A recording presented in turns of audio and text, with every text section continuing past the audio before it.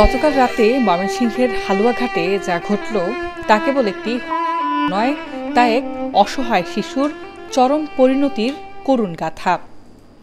মাত্র ২ বছর বয়স, খেলা আদর আর মায়ায় ঘিরে থাকার কথা ছিল ছোট্ট শিশু আয়ুবের, অথচ সেই জীবনের অবসান ঘটল যে হাত দিয়ে তাকে রক্ষা করার কথা ছিল নিজের বাবার হাতেই। আমার শাশুড়ি আর ওর স্ত্রী বাড়িতে ছিল, সে ওর স্ত্রীরে মার দিছে, মার দেওয়ার পরে ওর কাছ থেকে বাচ্চা নিছে। আমার শাশুড়িরেও বাড়ি থেকে তাওয়ায় দিছে, তাওয়ায় দেওয়া সে ওর বাচ্চা ওর কাছেই রাখছে। কাছে রাখার পর আর সে মারছে ওর বাচ্চারে, মায়েরাও ঘরে রাখছে। আমরা জানি না, আমরা মনে করছি ওর কাছেই বাচ্চা, সে নিয়ে হায়রা শুয়ে রয়েছে। যেহেতু বাপ, আমরা মনে করছি যে ওর রাগ উঠছে আমার কাছে। পরে আমরা বাড়ির সবাই আইছি, দিকে আমি আসা বাড়ির সরাসরি ঢুকতে পারছি না। আসা দিকে আমার শাশুড়িও বাড়ি নাই, আমার শাশুড়ি অন্য জায়গায় দাও দিয়া তাওয়ান দিছে। তখন আমরা শাশুড়িরে ডাকে আনছি, আমার ওর স্ত্রীরে ডাকে আনছি, আইনা সবাই বাড়িতে ঢুকছি।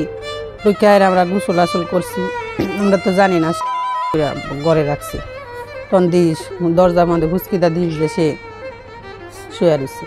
ছোটো থেকে এই বলে পাগল, এই পাগলের সামনে এই বাচ্চা কেমনে নিয়া করে ঘরে রাখছে। আসলে পাগল, এই পাগলের সামনে কেউ যাইতে পারে না, ভয়ঙ্কর লাগে। ওর চেহারা দেখলে ভয়ঙ্কর লাগে। হ্যাঁ, যে বলে পাগল ভানা বাসে, হের চেহারা দেখলে ভয়ঙ্কর লাগে। পশ্চিম ধুরাইল গ্রামে ঘটে গেল এক হৃদয় বেদায়ক ঘটনা। মানসিকভাবে অসুস্থ বলে দাবি করা বাবা নুরুল আমিন ধারালো দা হাতে নিয়ে পরিবারের সবাইকে ঘরের বাইরে ঠেলে দেন। ভেতরে ছিল ছোট্ট আয়ুব।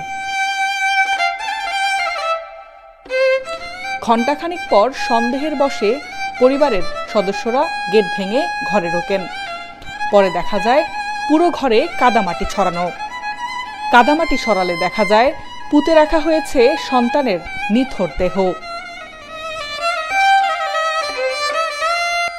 পাশে পুঁতে রাখা হয়েছিল আরো 2টি ছাগল। যেন পিতৃত্বের সবটুকু অনুভূতি মরে গেছে এক মরণ রোগের ছোবলে। শিশুটির মা নির্বাক, দাদা কাঁদছেন আর এলাকাবাসী স্তব্ধ।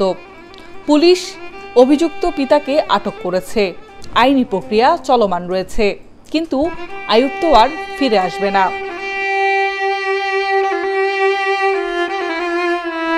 H A Mitu, Asian television.